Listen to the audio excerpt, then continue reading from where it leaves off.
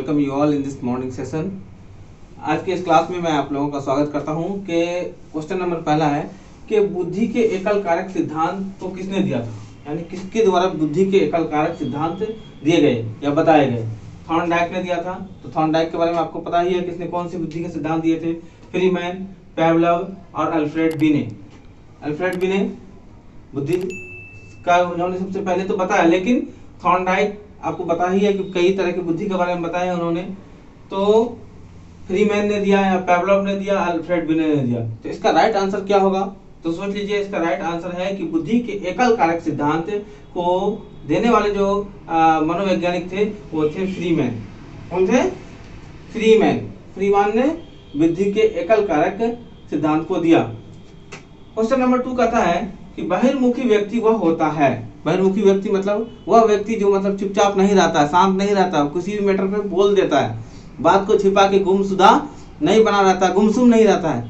कुछ लोग ऐसे होते हैं जो मतलब उसके अंदर क्षमता तो बहुत है, पढ़ने लिखने की अच्छी क्षमता है, कैपेसिटी है, लेकिन वो वक्ता नहीं है, वो अपनी बातों को सामने नहीं रख पाते हैं। लेकिन अगर लिखना हो कॉपी पेन में तो आराम से जबरदस्त तरीके से लिखेंगे।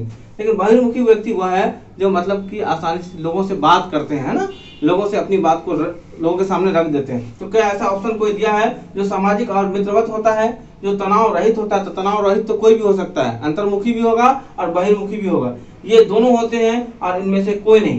कौन सा व्यक्ति जो मतलब कि बहिर्मुखी व्यक्ति में कौन सी क्वालिटी पाई जाएगी?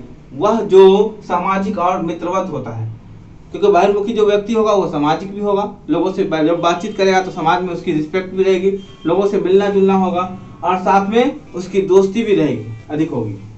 तो इसका ऑप्शन है वह जो मित्रवत होता है, सामाजिक और मित्रवत होता है। ये ऑप्शन में आपका ऑप्शन नंबर ए बिल्कुल सही है।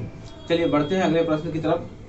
क्वेश्चन नंबर 3 कहता है कि अब्राहम मास्लो कौन थे, यानी इनका संबंध, यानी कि ये कौन से थे, किस तरह के मतलब कि फिलॉसफी से रिलेटेड थे, किस तरह की फिलॉसफी इनकी थी। प्रेरणावादी थे, व्यवहारवादी थे, यथार्थवादी थे या मानवतावादी थे। इसकी फिलॉसफी किस पे बेस्ड है?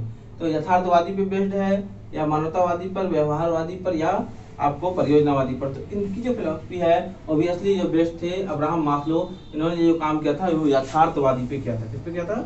यानी ऑप्शन नंबर सी। इनमें से कौन व्यवहारवादी नहीं है, यानी कौन से ऐसे जो आदमी हैं जो प्रैक्टिकलिज्म पे विश्वास नहीं करते हैं, यानी व्यवहारवादी नहीं थे? Watson, Lewin, Skinner, Pavlov. Option में आपको वाटसन है, लेविन है, स्किनर है और पावलोव है। तो वह कौन सा व्यक्ति है इनमें से जो व्यवहारवादी नहीं थे? तो इनमें से व्यवहारवादी का अगर ऑप्शन आपको आ जाए तो लेविन व्यवहारवादी नहीं थे।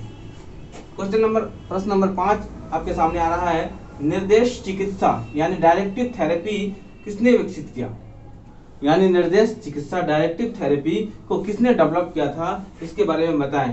क्या इलिश ने किया था, स्किनर ने किया था, कार्ल रोजर ने किया था या फ्रीमैन ने किया था? आपके सामने ऑप्शन रहेगा ये चारों, इलिश, स्किनर, कार्ल रोजर या फ्रीमैन। इसके ऑप्शन बदल के भी दिया जा सकता है।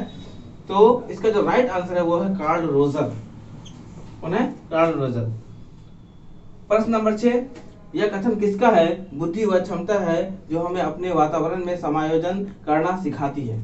यानी ये कथन किसने दिया था, किसने कहा था कि बुद्धि वह क्षमता है जो हमें अपने वातावरण में समायोजन करना सिखाती है, यानी एडॉप्टेशन कैपेसिटी के बारे में, कैपेसिटी हमें जो है वो बिल्ड करती है, वो बुद्धि है। क्या है वो आपका IQ है।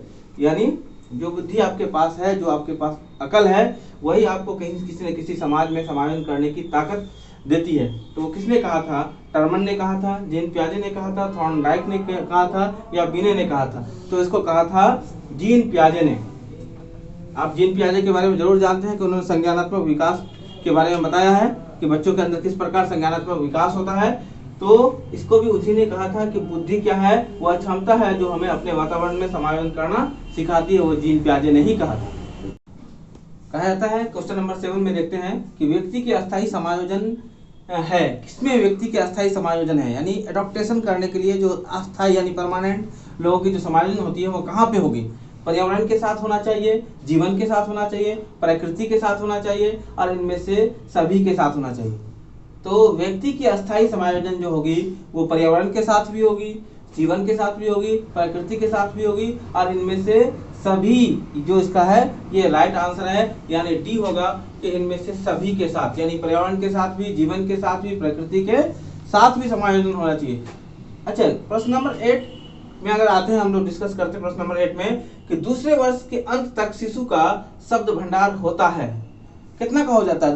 यानी दूसरे वर्ष तक, 2 साल पूरा हो जाने तक बच्चों का जो शब्द भंडार है, यानी वर्ड स्टॉक जो है वो कितना हो जाता है? 101 शब्द हो जाता है, लगभग 100 शब्द का हो जाता है, 90 शब्द का होता है, 110 शब्द का हो जाता है। दूसरे वर्ष क्या करा है? दूसरे वर्ष के अंत तक, यानी दूसरा वर्ष पूरा होते होते बच्चों का जो शब्द भंडार है वो कितना हो जाएगा? तो हो जाएगा 100 शब्द का होगा। कितना का होगा? 100 शब्द का हो जाएगा। 2 वर्ष पूरा होते होते बच्चों का 100 शब्द का यानी वर्ड स्टॉक हो जाएगा। उसके पास 100 वर्ड हो जाएगी, 100 वर्ड बोलने के हो जाएंगे, जो भी वो बोलते हैं घर में यूज करते हैं मम्मी पापा के साथ। तो रोने के अलावा अब उन्होंने 100 वर्ड सीख लिया। छोटी छोटी बातें सीख लेते हैं, मम्मी का नाम, पापा का नाम, या मम्मी पापा, दादा दादी, इस तरह से बहुत सारे ऐसे वर्ड है। पानी, खाना, बहुत कुछ ऐसा है जो बच्चे बोल देते, किसी फल का नाम बोल देते हैं, सब्जी का नाम बोलते हैं, खिलौना का नाम बोल देते हैं, छोटा मोटे तुतलाती हुई आवाज में। तो कह सकते हैं कि दूसरे वर्ष के अंत तक बच्चों की जो शब्द स्टॉक हो जाती है वो 100 वर्ड की हो जाती है।